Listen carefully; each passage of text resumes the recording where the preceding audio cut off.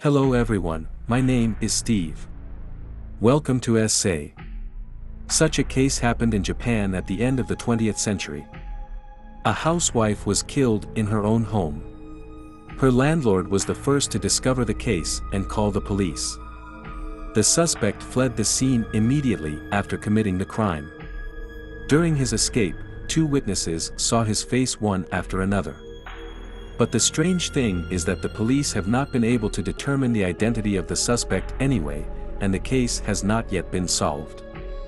This is a well-known unsolved case in Japan, the murder of a housewife in the West District of Nagoya. The place where the story takes is Aichi in Japan, which belongs to the central part of Japan. It is an important hub for east-west traffic in Japan. To the south are Ise Bay and Mikawa Bay. In the western part of Aichi is its capital, Nagoya City. It is one of the three major metropolitan areas in Japan, located between Tokyo and Kyoto, so it is also called Chukyo. The protagonist of the story, named Namico, lives with her mother after her parents divorced when she was in middle school. Due to family economic and other reasons, Namico did not choose to continue his studies after graduating from the Nagoya Commercial High School. She decided to find a job to lighten the load for her mother. Namico started out as a nurse in a dental clinic. After working for a few years, she left and came to work in a real estate company. Here Namico met a colleague named Satoru Takaba, who was 11 years older than Namico.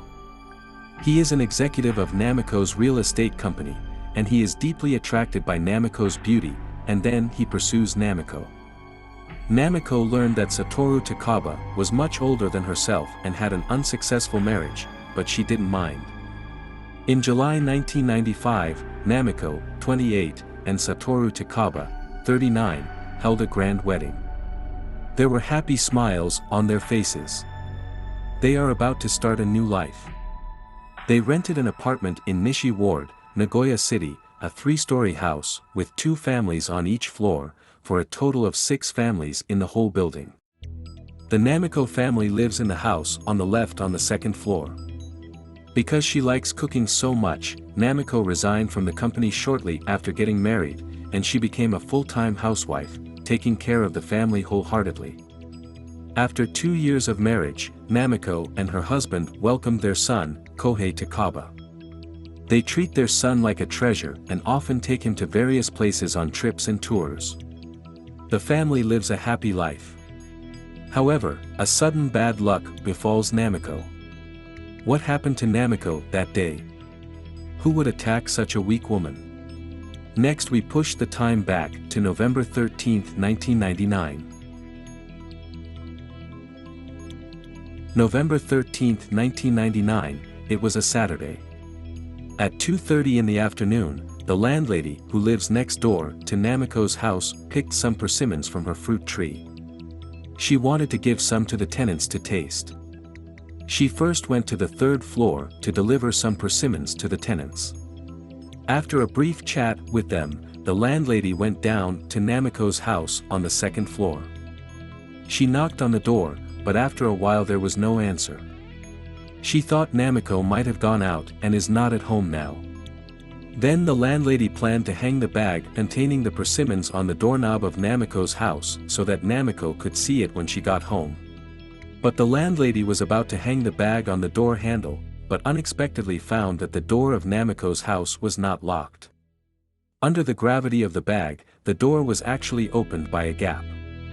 This is too strange, the landlady thought. She had knocked on the door just now, but now the door is not closed. Could it be that Namico is at home and just didn't hear the knock?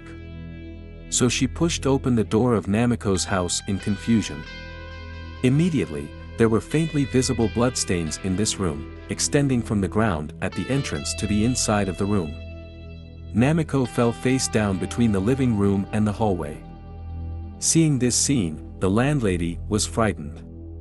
She hurried back to the next door and called 119.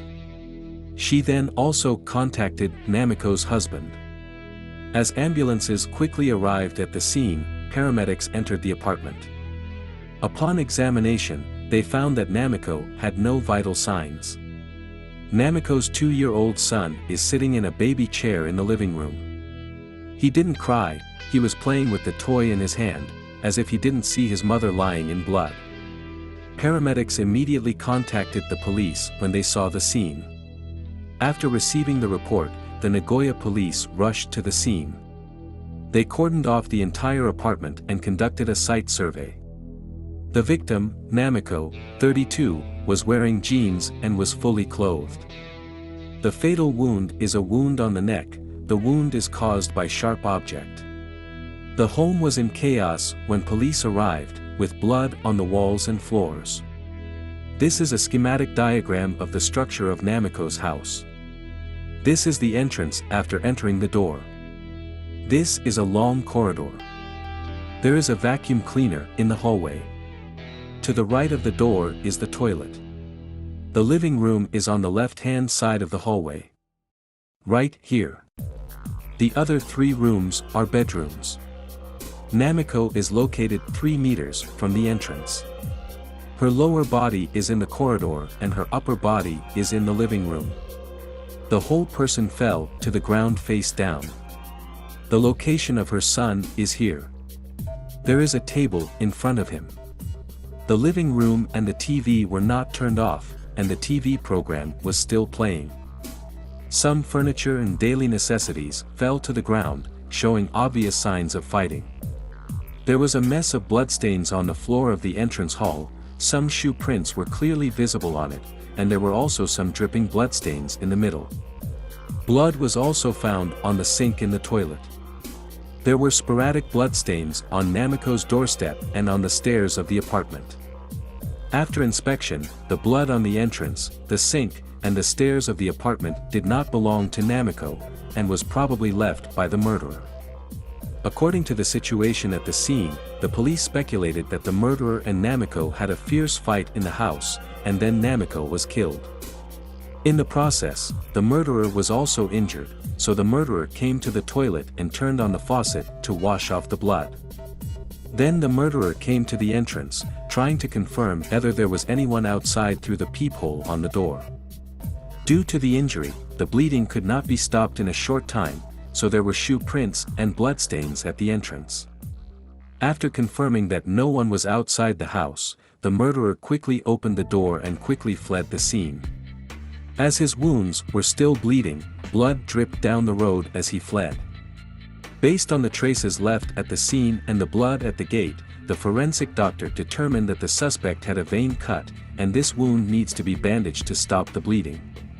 After the police got this clue, they immediately sent police dogs to follow the blood trail left by the murderer. They found the killer fleeing down a path after leaving Namiko's house. After passing a path, the suspect came to a road and eventually came to a park 500 meters away from Namiko's house. The strange thing is that the police found that the bloodstain disappeared here. They then searched in and around the park. They eventually found blood on a public tap in the park. These bloodstains are consistent with bloodstains on the road. This shows that the killer went all the way to the park sink, where the wounds on his hands are cleaned. Then we don't know what method he used to temporarily stop the bleeding. At this point, the police couldn't follow him. For police, though, the suspect disappeared after arriving at the park. But this man walked hundreds of meters from Namico to the park alone, and he was bleeding again, and he would definitely be seen by people on the road in the process. As long as the time of Namiko's death can be determined, there may be clues to the investigation of passers-by who appeared on the escape route during that time. The police then conducted an investigation into Namiko's whereabouts that day. They first found Namiko's husband, Satoru Takaba. He told the police that although it was a weekend, he still had some work to do and needed to go to work in the company. So Namiko got up early and made him breakfast. Since his son was sick these days, Namiko told him during breakfast, "I would go to the library to return the books I borrowed a few days ago. Then I will take son to the children's clinic to see a doctor." Satoru Takaba leaves for work at 9 a.m. According to the investigation, Satoru Takaba, has a very good relationship with his wife Namiko, and he has no motive for committing the crime. Moreover, Satoru Takaba was indeed in the company on the day of the incident, and some colleagues could prove it, so the suspicion of Satoru Takaba was ruled out. Investigators found a courier notice on Namiko's doorstep. According to the courier who delivered the notice, he arrived at Namiko's house at 9:30 a.m. and knocked on the door. After getting no response, the courier left a note and left. Namico is a member of the local community Moms Friends group, which regularly organizes meetups to discuss parenting experiences. On the third floor of Namiko's apartment, there is also a member from the Moms Friends group, Miss A. She has a good relationship with Namiko, and she said that Namiko called her at 9 a.m. that day. On the phone, Namiko said that her newly bought car had a collision accident a few days ago, and the side of the vehicle was slightly damaged. Someone will come to repair it today. Namiko hopes that Miss A can temporarily borrow her husband's car to her. For some reason, Miss A declined Namiko's request on the phone. But more than an hour after the phone call, Miss A called Namiko's landline at 10:20 a.m., but no one answered. Another 20 minutes passed, and the time came to 10:40. Miss A called Namiko's house again, but no one answered too. Police found a record of a visit to the children's clinic at Namiko's home, which showed the visit at 11:10 a.m. It can be seen that Namiko took his son to the children's clinic to see a doctor that day. Mr. B, who lives near Namiko's house, said, at 11:40 that morning, he was asked by his wife to help Namiko repair her car in the parking lot downstairs of Namiko's house. During this time he saw Namiko come back from outside with her son. Namiko's expression seemed normal at the time, but Mr. B said it was a little strange. Namiko didn't say hello to him when she passed by. Namiko used to be very polite and would definitely say hello. Since Mr. B's wife is also a member of the Moms Friends group, they often help each other. Mr. B happens to be able to do some car painting work, so he was asked by his wife to help Namiko repair the car. But Namiko didn't even greet him when she saw him, which made Mr. B feel very abnormal. But Mr. B didn't care too much at the time. He quickly repaired the car and left. He didn't see Namiko again after that. It is worth noting that most residents of Namiko's apartment said they heard loud noises from Namiko's home between 12 o'clock noon and 1 p.m. that day. Immediately after the sound ended, there was a sound of running down the stairs quickly. In addition, the police investigated that during the time period from 12:30 to 2 o'clock that day, Miss A, a member of the upstairs Moms Friends, made 3 more calls to Namiko's house, but the call was still not answered. Through these clues, the police deduced that Namiko was killed between 11:40 and 12:30 that day. Police found a box of lactic acid bacteria drink on a table in Namiko's living room. The drink was in a carton and had already been drank more than half. The strange thing is that these drinks were not drunk with a straw, but by someone biting off part of the carton and drinking it again. A small amount of lactic acid bacteria drink ingredients were also found on the floor in the entrance of Namiko's house.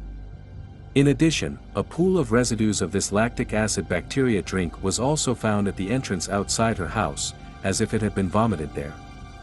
The victim's husband, Satoru Takaba, said that he did not have this lactic acid bacteria drink at home when he went out that day, and their family did not have the habit of drinking this drink.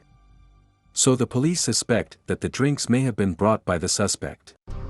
Technicians collected shoe prints from Namiko's home entrance, which they found were from a pair of women's high heels made in Korea. With a foot length of 25 centimeters, this is a very high-heeled shoe for women. There were many salesmen who were keen to wear this style of shoes.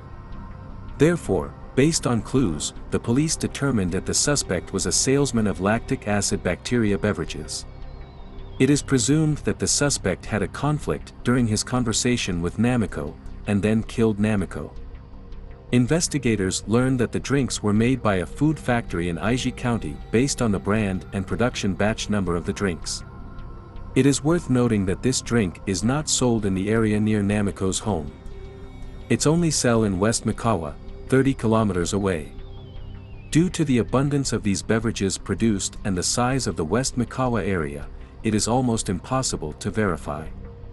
The victim's husband, Satoru Takaba, said Namiko was cautious at home because she had children at home. If there is a stranger knocking on the door, she usually opens the window next to the door to see who it is. If Namiko found it was salesman, she will refuse and will not open the door. The clues about lactic acid bacteria cannot continue the investigation. If not a stranger, could it be an acquaintance committing the crime? It is understood that Namiko and her husband are warm and hospitable, have a very good relationship with their neighbors, and have almost no enemies. The forensic doctor conducted a DNA test on the blood left by the suspect and determined that the blood type of the suspect was type B and came from a woman. After learning of this clue, police quickly pointed the suspect to the first person who found Namiko's murder, the landlady who lived on the second floor of the apartment. The police found that the landlady's hands were intact and without any wounds, and she has been actively cooperating with the police investigation since the incident. The landlady had no conflict with the Namico family, so her suspicions were ruled out. Police found that Namiko's husband had a failed marriage. Could it be that his ex-wife, Miss C, felt that Namiko had destroyed her family, then held a grudge and killed her? The police then found Satoru Takaba's ex-wife, Miss C. She also cooperated very well with the police investigation. After the test, Miss C's blood type was O, which did not match the suspect's blood type B. Not only that, but on the day of the crime, Miss C was not in Nagoya, but in Shizuoka, 200 kilometers away, and she had sufficient alibi. Therefore, the police also ruled out Miss C's suspicion. So could the suspect be Miss A upstairs? A DNA test conducted by the police on Miss A did not match the suspect's DNA either. Since the Namico family has no grudges against others, this case may be a random crime. The clues left at the scene alone cannot be advanced, so the police tried to find witnesses during the time of the incident that day, hoping to find something. We know that the police tracked the suspect's escape based on the bloodstains along the way. From the victim Namiko's house all the way to a nearby park, and then there is no further trace. A witness said that at 12:15 on the day of the incident, he was near the park. Here is the location. Seeing a woman in her 40s and 50s, she frowned and walked forward quickly. As she walked, her hands were wrapped in bloody cloth, and her hair looked like it had just been permed. This is a street view of the sighting scene. Witnesses saw the woman's location here. Next to it is the park. About 5 minutes after the first witness saw the woman, at 12:20 noon that day. A second witness saw a middle-aged woman with similar features at this location. The location was 400 meters from where she was seen by the first witness. According to a second witness, the suspect woman had black curly hair and was older. She walked quickly, her hands kept on her chest, and she looked anxious. This is a street view image of the location of the second sighting. The location of the suspect woman was here. She is walking in this direction. After getting these clues, the police conducted another investigation around the location of the sightings, but did not find the woman who was injured on her hand. There have been no further witness reports after this. Based on the descriptions of two witnesses and clues found at Namiko's home, the police roughly restored the suspect's information. A woman between the ages of 40 and 55, wearing Korean-made women's high heels, blood type B, about 160 centimeters tall, and curly black hair. Based on these descriptions, police painted a portrait of the suspect. The portrait was not released by police after the incident. The explanation given by the police is that too much information may be detrimental to the investigation of the case. Police believe that although the suspect was witnessed, it is very likely that these cases were a random crime. The police took the portrait to investigate and questioned many times nearby, but no one said that they had seen a woman with similar characteristics. 2001. This was 2 years after Namico was killed. Kohei Takaba, who witnessed the whole process, was 4 years old at the time. He suddenly said to his father one day, "The criminal is an ant from a convenience store." Satoru Takaba quickly reported the clue to the police after hearing it. So investigators checked all convenience stores and supermarkets near his home. Due to the large number of investigations, it is difficult to investigate, and the clues come from the memory of a 4-year-old child, so the credibility is not high. In the end, this clue failed to find any results. In the following years, the police have been working hard to solve the case, but the case is difficult to progress due to the lack of clues. The case became an unsolved case. There is a lot of discussion on the Japanese internet about who the murderer of this case is. Let's take a most likely guess. We know of a courier who knocked on Namiko's door at 9:30, but no one responded. And Namico arrived at the children's clinic with his son at 11:10 a.m. This means that Namico is not at home from 9:30 to 11:10. According to Namiko's husband, she would go to the library to return the books on this day, and then take her son to the children's clinic to see a doctor. But police found the book Namico needed to return was still on the living room table. This indicates that she did not go to the library that day. Let's look at the map. Namiko's home is at this location. The children's clinic she went to was at this location. The two are not far apart. So where did Namico go between 9 and 11:10? Some netizens speculated that Namico may have taken his son to the children's clinic after her husband left home. The clinic was very crowded at 9 a.m., so Namico took an appointment slip and left the clinic with his son. They went to a nearby park or a neighborhood for a walk. During this time they met the suspect, who was not a local resident and may have just come from the West Mikawa area. There was a conflict between them due to some things, and the quarrel broke up. After that, Namiko returned home with her son. But the suspect woman, holding a grudge, secretly followed Namiko to her house, before pretending to bring some drinks to apologize. Namiko learned through the window that she came to apologize, so Namiko opened the door. Unexpectedly, the suspect attacked Namiko suddenly. Namiko fought hard. The 2-year-old son was by her side, but he had no idea what was going on. The suspect quickly left the scene after committing the crime. With a broken hand, she went all the way to find a water tap, and eventually found a public water tap in the park, cleaned the wound, and ran away. It has now been 22 years since the incident, and Namiko's son is 24 years old. He is currently working for an advertising agency in Tokyo. He was interviewed and asked if he remembered what happened that year. He said, "I have absolutely no memory, I was only 2 years old at the time." Namiko's husband didn't give up on finding the truth.